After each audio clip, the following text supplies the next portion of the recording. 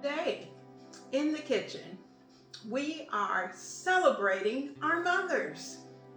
What better day can it be? A whole weekend. Actually, every day. We should be celebrating our mothers. Now, for those of you who are blessed to have your mother with you every day, all the time, you can talk to her, see her when you want to. What a blessing. And I know that you are enjoying every moment of that. For those of us who are like me, our moms have gone on and we're having to pull from memories to remember what our moms did, look back at some of the things that they've taught us. And so it's made it even more special, to be honest with you. Very, very special. And so we are certainly celebrating every moment that we have our moms.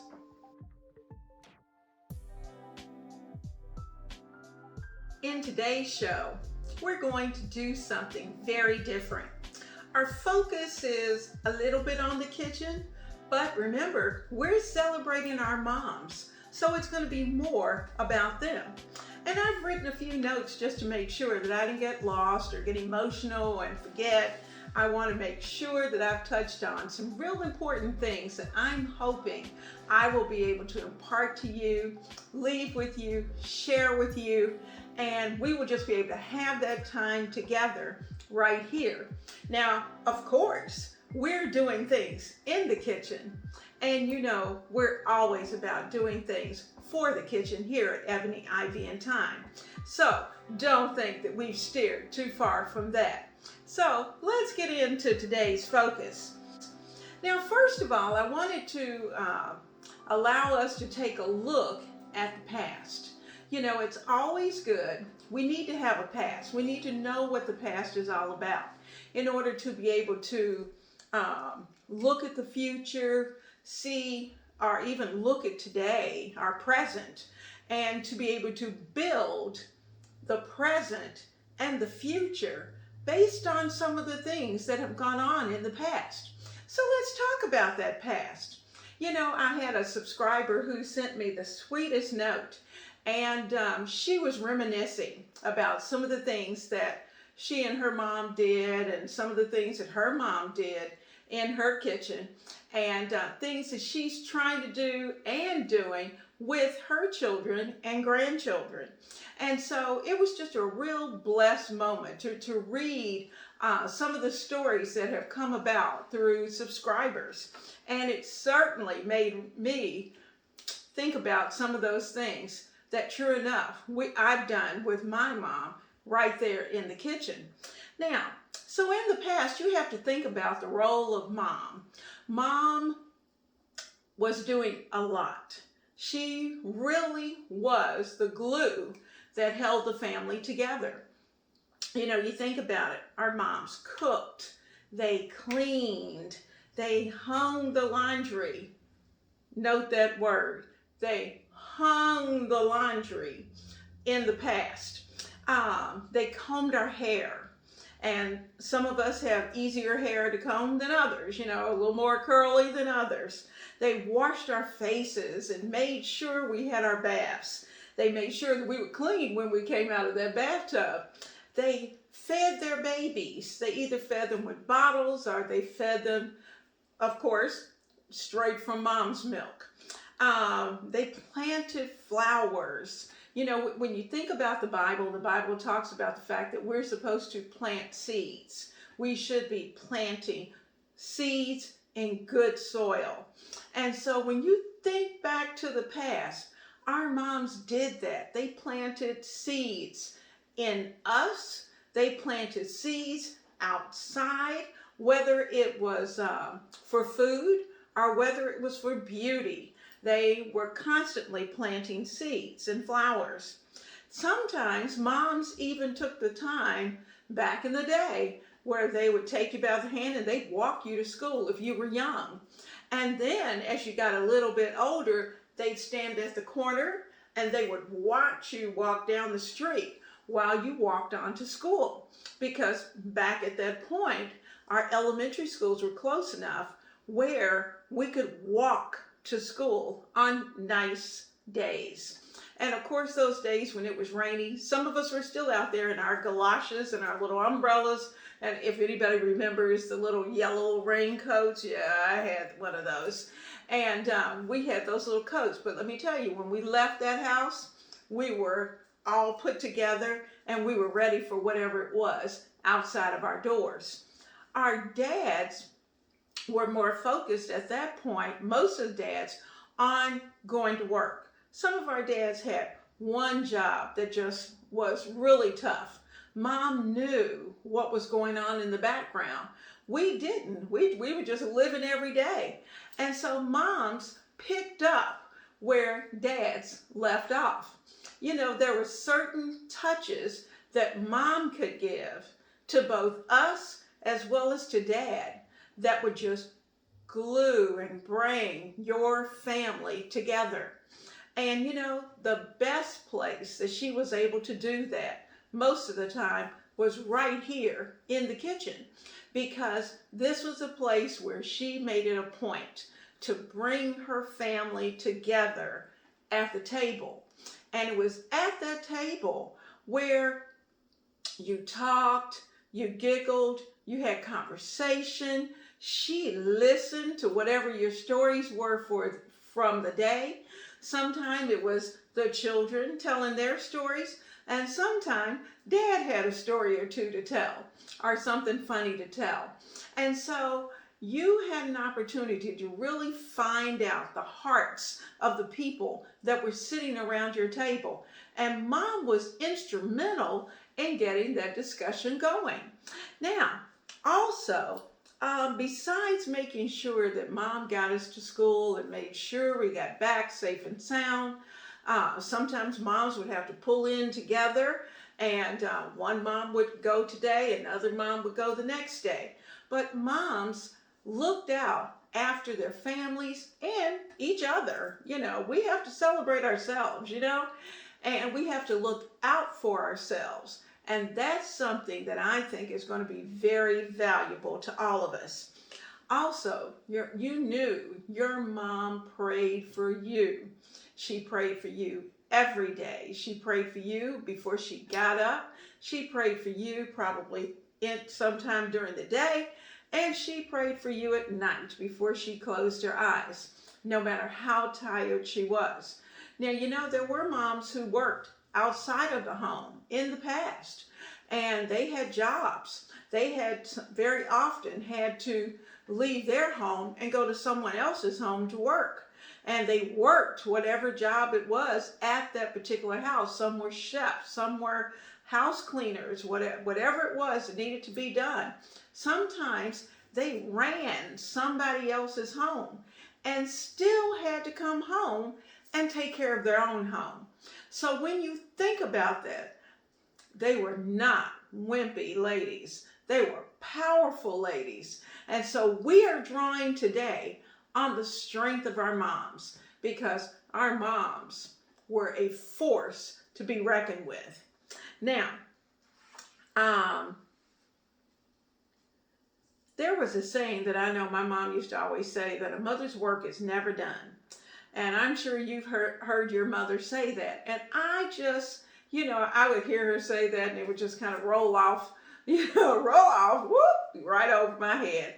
You know, mother's work is never done. Even though I saw my mom working from the time she got up, she knew what she needed to do. She did not stop until everything was straight and clean in the evening. And then she and dad would sit down and they would either read the paper, look at television if you had one back then, and or they would just have a discussion. And of course, by the time she got to that point, everybody else in the household was in the bed. Everybody had a set bedtime, and the time after that bedtime was for mom and dad. Now, so mom's work is very important. And as we look at the moms, as we've come through over the years, and over the years, we are looking at moms more and more who are having to leave the home and work. Now, there are quite a few stay-at-home moms, a lot of stay-at-home moms, and oh my goodness, their job, their day is full. And so when you think about that, their day is full, they've got everything on their plate to do because whatever is within that house and for their family, they're responsible for. Whereas those of us who are working, most of us who are working outside of the homes, and many of us who are working outside of the homes or have, we are responsible for so much that goes on in the home. But we've also had a little wisdom, and we have learned to include our husbands in that process. So rather than his just coming in, finding a seat and staying, there are certain tasks that he needs to do as well. So we encourage him, and men today understand my wife is going to work, and I need to pitch in. And so everybody pitches in. And that's where it's fun, where everybody has a task. It doesn't matter how old or how young in your home, everyone has a task that they need to do. And it's because of everyone working together that things get done. Home is happy. And most of all, mama is happy. And that's what you want. Now, our moms today are equally as tough as the moms of yesterday. And because it's not easy. It's not easy getting up, trying to get everybody ready because, as a mom, we always feel that we have certain responsibilities. And so with that, we have the responsibility within our home and the responsibility of those things outside of our home, whatever our job is. So we want to make sure that we are trying to find a balance and give ourselves grace when things aren't able to be done absolutely perfect. It's okay. Now, there's a book that's called Please Don't Eat the Daisies. And you know what? I tried my best to find that book. I know I have it here somewhere, but I just couldn't put my hand on it. But I will show you the cover. And with Please Don't Eat the Daisy, it's a book that I think every woman needs to read because it's written by a lady who, of course, it has a spiritual background, and but it's written by a lady who knows that a lot of pressure is put on mothers to have everything just perfect, that the whole home should hum and be absolutely perfect, that every day's dinner at the table is going to be perfect. We're going to all sit down together. We're going to leave happily and live happily ever after. And she's letting you know, that sounds wonderful. And certainly we want to work toward that goal, and if we fall short, that's where grace comes in. And we give ourselves grace and we pick up the next day with a new start, a new beginning, and we try to make the next day better. Now, as we think about our moms, think about what did you love and what do you love about your mom? Is it her smile? Is it her hug? Is it that kiss on the cheek that she gives you? My mom loved to talk on the phone, and back in the day we had long time ago we had you had to dial your phone and a rotary dial, and we didn't have cell phones back at that point, or at least I didn't. Of course, you're probably younger, and so you probably did. Mom didn't have a cell phone. Mom just had her regular house phone, and she knew what time I got in from work. So she knew that within a certain number of minutes, because she started this as a child, when she finally went out to work, My responsibility was when I came in from school was to come in, eat lunch, get the homework done, and by the time she got home, she would prepare the dinner. And so that was kind of our arrangement. And so what happens is that I stayed in that pattern.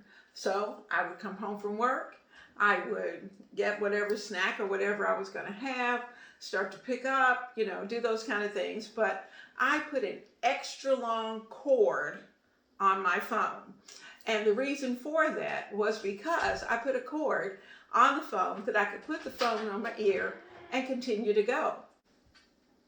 Now, what do you love about your mom? What is it that just brings happiness and a smile across your face? Is it, for me, is thinking about some of the looks that she had. Moms usually have a look. And a certain look that they'll give you, when she's very pleased with whatever you've done. And you also know if she's not happy with something that you've done. And I think back to church. And, in church, sometimes, most of the time, we sat with Mom. But occasionally, she would be so kind and she'd let me sit with my buddies. And in sitting with my buddies, you know what that means. That means that we're going to start talking, we're going to giggle, and we're not exactly focused on what's going on in the front of church. And Mom would never really say anything.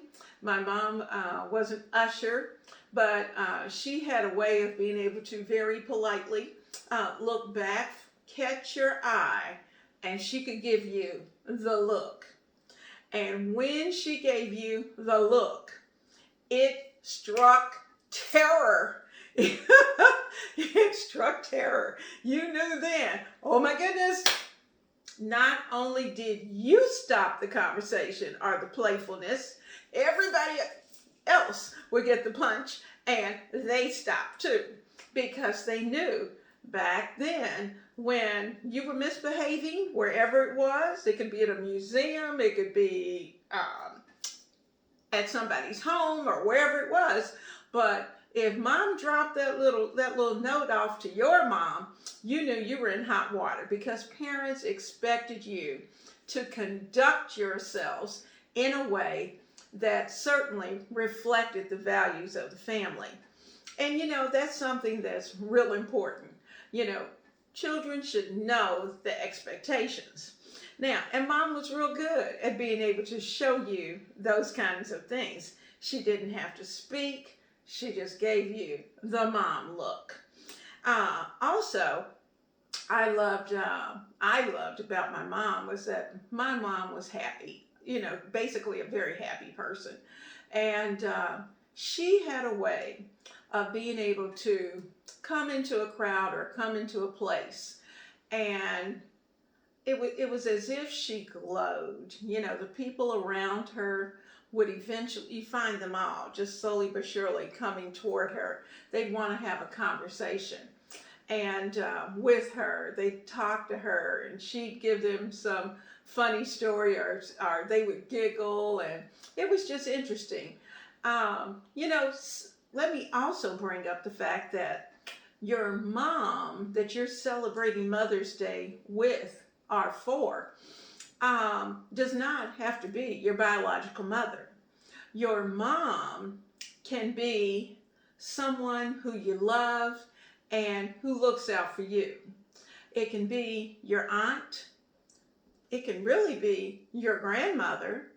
It could be a lady who lives down the street who, for some reason, your hearts have just connected and you found that special thing between the two of you. Like I said, it doesn't have to be your biological mother who gives you that special, loving touch of a mom. And sometimes because moms are working and shuffling two major jobs, you need a person who can give that particular child the attention they need at that particular moment. I can think back to several ladies within our church at certain times in life where they were instrumental in providing motherly wisdom, kind words. Sometimes it was a hug, and it wasn't that mom wasn't there, and it wasn't that she didn't do it. But sometimes we get to an age where we're not listening. And I can think back to even my daughter. There was a time in her life where we talked, we communicated, but she really wasn't listening, or my son wasn't really listening to what I was saying. We didn't get it. We weren't connecting. And it's funny how someone else can drop those little pearls of wisdom to your child, and the light bulb goes off. And you're looking at it like, I have been saying that for years. And you just look at them like, well, Mom, I don't remember you saying that. I tell you, I can remember looking at my mom and saying, you never told me that. My daughter recently said, I don't know, we were having a discussion about something. She looked at me and she said, Mom, you never told me that. Well, I know I did, but we went through that period of where we weren't hearing each other. And so thank God that there was someone else who was able to share their pearls of wisdom with her, and she heard it. And so that's a good thing.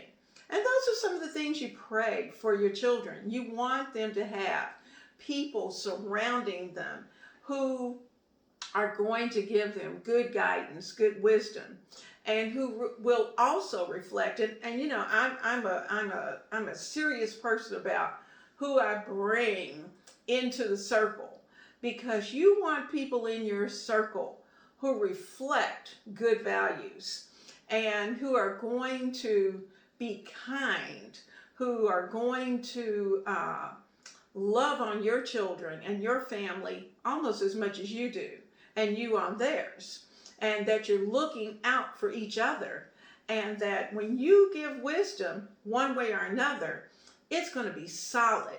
You're not going to lead them astray. And so mothers have to be very careful about the people they bring into the circle. Now, here's something light. Hobbies. Did your mom have time for a hobby? I can think back early in motherhood, and I had so many things going on, because when I had my first child, I was going to school. I was working on a graduate degree, and I didn't have time to breathe. All I had time to do was to feed him, to do the cleaning, the cooking, whatever had to be done, go to class, hand off the baby to my husband. It was a stressful time for everybody involved, I'm sure. But I got through it. And when you're in the middle of those kinds of moments, and everybody goes through, it may not be because you're in school, it can be something else that's going on. It could be that you have a sick parent and you are trying to hold your family together, and yet and still you're trying to be the good daughter or the good son for your parent. And so at that particular time, you're juggling, and you're trying to juggle in such a way that, number one, you have to remember that you have to stay healthy. Mom needs to be healthy. So Mom, that means that all the checkups, all the vitamins, all the whatever kind of things you're supposed to eat and not eat, that you are mindful of those kinds of things. You're never perfect, and it's not going to be perfect, but you're doing the best you can to be in good shape. And occasionally, I am a true believer, we need to reward ourselves.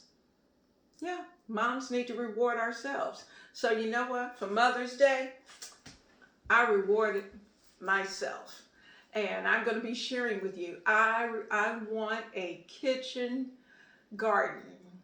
And so I am going to be working on that this week, getting it ready. and putting together my little kitchen garden. And I have the perfect window here at the bay. It's going to have light. It has everything it needs. And that's what I'm going to do for me. Now, I was asking my daughter, what do you want to do for Mother's Day? And she went, Well, you know, she is at that point where her children are young. So she's swamped. She works. She's got a job that has long hours. She and both my daughter-in-law, they're working heavy jobs. And when I say heavy, that means that they've got hours to spend, lots of hours that they're spending working. And in spite of the fact that at this point, both of them are able to be at home, that's an advantage and a disadvantage. Because when you're at home, you really have to force yourself to focus. Because as you look around, I know if I sit at this table and I'm trying to focus on whatever it is, I'm also looking around thinking, I need to do this. I need to do this. Are you doing that? And so you're trying to keep up with everything else that's going on in the room or around you. So focus, moms, focus first on yourself. And then you can focus on everybody else. Take care of yourself. Keep yourself healthy. Get a hobby. What's your favorite hobby, moms? I love to bowl. I love to sing. I love to do a little writing. I love to decorate, but many of those things I didn't get to do until I retired, because that's the kind of schedule that I had. As an educator, I came home with tons of papers every night. And I was working on the weekend, working whenever. Sometimes I'm cooking and I got a stack of papers next to me and I'm trying to make sure that they're done. So we are juggling when we're in the middle of our career, trying to keep things going. And so because of that, we have to be able to try to find a moment for ourselves. And if it's a hobby, then cut out a little bit of time. It's okay. If all the papers didn't get checked tonight, Monday night was bowling night. And I started that. I looked forward to Monday night bowling. And it was my chance to get away. And they would laugh because I got away from home. But you know what I took with me? I took my papers. And so when I wasn't bowling, I was at the table and I was checking papers. I would get everything checked, and once that was over, I could breathe and really focus. But it's sometimes you're able to do that, and sometimes you can kind of mix the fun with the work. And so when you can do that, certainly take advantage of that. Do you like your mom's hobbies? It's interesting because my mom, she bowled. She liked to bowl as well, and that's kind of how I got into it, to be honest with you. And she reached a certain point in life where that just wasn't her focus. That wasn't her hobby. And she put that aside and she started trying to search for something else. And that's because life had some turns and made some changes in her situation. And so she didn't have as much time to be able to play. She had to really work. And so that happens to us. It may have happened to you. You may have had life going smoothly, and all of a sudden a roadblock came up, and you had to take a detour for a minute. But you're still mom. You're still trying to keep things going. You're still trying to make sure that everybody's ducks are in a row. But things have changed. So you may have to do it a little differently. And if that's the case, give yourself grace and keep moving forward the best you can. Now, let me ask you about this. We always have to talk about the kitchen. Your mom in the kitchen. Picture your mom in the kitchen. Picture you in the kitchen with your mom. What were some of the things that you did? Did you have moments of where you knew you were in the way, or she's bumping you, or she's trying to do something, she turns around?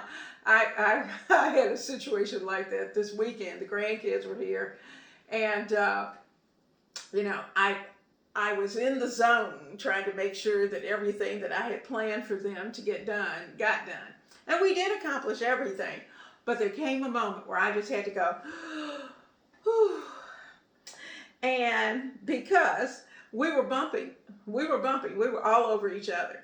And while that's fun, sometimes, as moms, and because you're focused on trying to make sure everything is done, that you lose the moment. So when we get tight in the kitchen, that's a time to just put your arm around whomever it is, give them a hug, and sometimes I will send them to go do something else. And I'd say, you know what?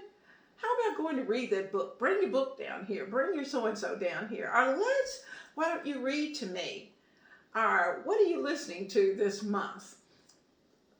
Play it so I can hear it too, and let's listen together.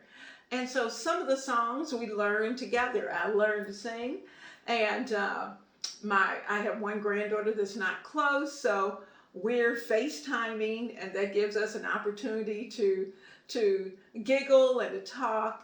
And it's so funny because we can play together. We play Barbies virtually, and that's an interesting feat, but it happens. But it's about the face-to-face time.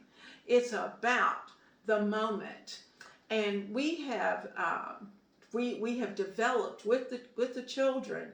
I've been able to impart some of me to them, and to see myself in them, both the good and the bad. I find that I saw it the other day. I have a tendency to put my hand on my hip. That I've done that for years, and the kids at school I'd catch them every now and then because they would come through, and sometimes it was the boys, and how they're mocking you and they're going, and my mom was a hands on the hip person as well, and so you pick up what you've learned. And my granddaughters are so funny because every now and then you'll catch them. They have their hand on the hip, and they're doing whatever it is, but they're a part of me. And I have to be mindful of that in the things that I do, the decisions that I make, and how I respond to them. Now, I'm going to challenge you. Spend as much time with your mom as you possibly can. As much time with your mom as you possibly can. Remember to give her grace. No one gave mothers a book for how to be a mom. You learn by trial and error. And you know what? If you today are successful, and success is not necessarily built on how big your paycheck is. Success is built, for me, on the happiness of my family. Seeing them function, seeing the kids smile and giggle, to listen to their conversations, watching my husband, seeing how he's responding. If he's grumbly and grouchy, then I'm looking at him going, what's up, honey? Talk to me. Take a few moments. Try to get in his head. Try to get in their head. And they, in turn, can watch me, and they know when I'm not at my best as well. Moms carry a very valuable part in the circle of life. They're critical. Remember, she was Adam's rib. Imagine being without one of your ribs. That function, just holding up your body, would be tough. So mom's place is very important. She's keeping the structure together. She's helping to build the community. She's going to give you the structure. She's going to give you the opportunities. She's going to share with you her pearls of wisdom. And then you take what she's giving you, mold it into what is workable for you, and develop your own community and your own family. But don't leave her out, because she's vital. And you know what? All she wants to do is to be where you are. So, happy Mother's Day to each mother, grandmother, aunt, and just ladies who are out there. We're special, and we're gonna rock it this weekend. And we're gonna rock it every day, because we should wear our mom badges proudly, because we know who we are and we know how special we are. Before we leave, I would like to thank you for watching the first season of In the Kitchen. We have taken an in-depth look at the kitchen past, present, and given ideas for the future. We have looked at the components of every kitchen, regardless of its size. And what would our kitchens be without the influence of our mothers? To those of you who are members of the Ebony, Ivy, and Thyme family, I hope this season has been enjoyable. And those who are visiting, please come back and consider being a part of our family by subscribing. You know that we do things here in the kitchen, and we do it for the kitchen. Take a moment to reminisce, and don't forget to take care of yourself. Now be blessed and have a wonderful week.